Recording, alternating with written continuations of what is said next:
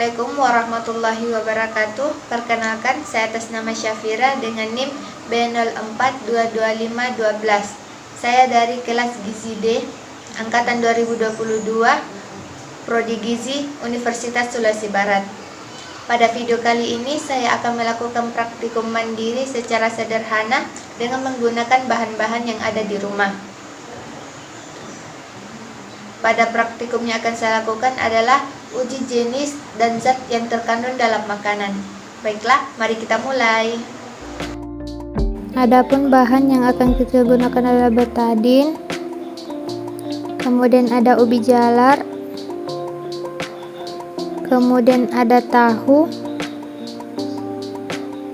kemudian ada gula pasir, dan terakhir ada nasi putih. Nah, pertama-tama kita teteskan cairan iodin atau betadin pada nasi sebanyak 3-5 tetes. Kemudian kita teteskan pula pada ubi jalar sebanyak 3-5 tetes juga. Begitupun pada gula kita teteskan 3-5 tetes cairan betadin. Dan terakhir begitu pula pada tahu, kita teteskan juga cairan betadin. Selanjutnya kita diamkan selama beberapa menit, 3-5 menit, kemudian kita lakukan pengamatan. Nah, pada nasi terjadi perubahan warna menjadi biru kehitaman, begitu pula pada ubi jalar terjadi perubahan warna menjadi biru kehitaman, dan pada gula menjadi berwarna coklat kekuningan, begitupun pada tahu menjadi coklat kekuningan. Nah, biru kehitaman menunjukkan bahan makanan mengandung karbohidrat. Selanjutnya kita masuk pada uji protein. Alat yang kita gunakan ada wadah, panci, dan sendok. Bahan yang kita gunakan ada putih telur, susu putih, kecap manis, minyak, cuka, dan air hangat. Nah, langkahnya kita tuangkan air hangat pada wadah,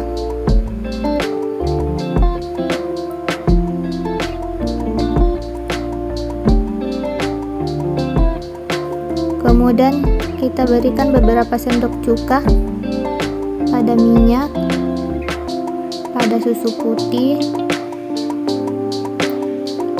pada putih telur, dan pada kecap.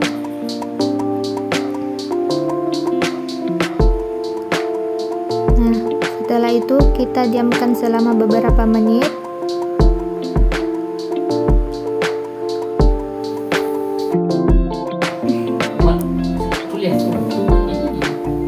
Setelah itu kita aduk putih telurnya,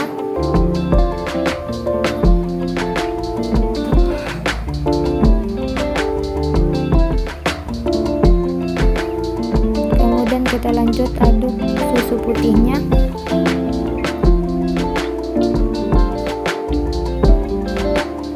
setelah itu kita aduk minyaknya, dan terakhir kita aduk kecap manisnya.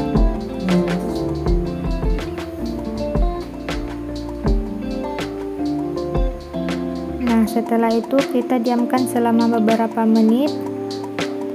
Setelah itu kita akan melakukan pengamatan.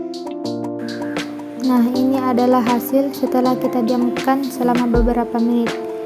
Nah, pada susu kita bisa lihat terjadi penggumpalan yang menandakan susu mengandung protein. Nah, pada putih telur juga terjadi penggumpalan. Putih telur ini juga menandakan mengandung protein. Nah, pada minyak kita bisa lihat tidak terjadi penggumpalan yang menandakan minyak tidak mengandung protein. Pada kecap manis kita bisa lihat terjadi sedikit penggumpalan yang menandakan kecap juga mengandung sedikit protein. Nah, ini adalah hasil pengamatan kami. Baiklah, kita lanjut pada uji lemak. Pertama-tama kita siapkan alat dan bahan. Alat yang kita gunakan adalah piring kecil dan kertas buram.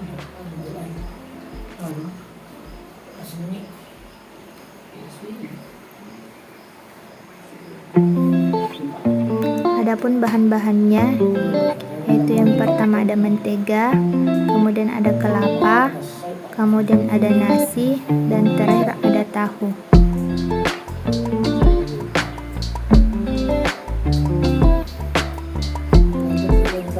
Nah, pertama-tama kita oleskan nasi pada kertas buram.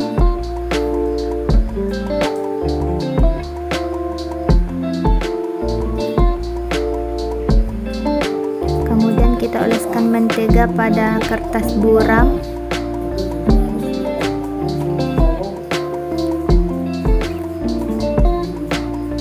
Setelah itu kita oleskan tahu juga pada kertas buram.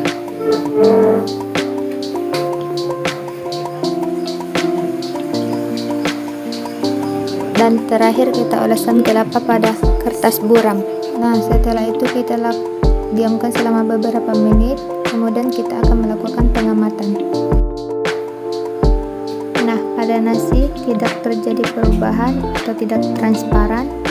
Nah, pada mentega kertas buram menjadi transparan, dan pada tahu tidak terjadi perubahan, tidak transparan, dan pada kelapa kertas berubah menjadi transparan. Nah, bisa kita lihat bahwa mentega dan kelapa mengandung lemak karena kertas buram menjadi transparan.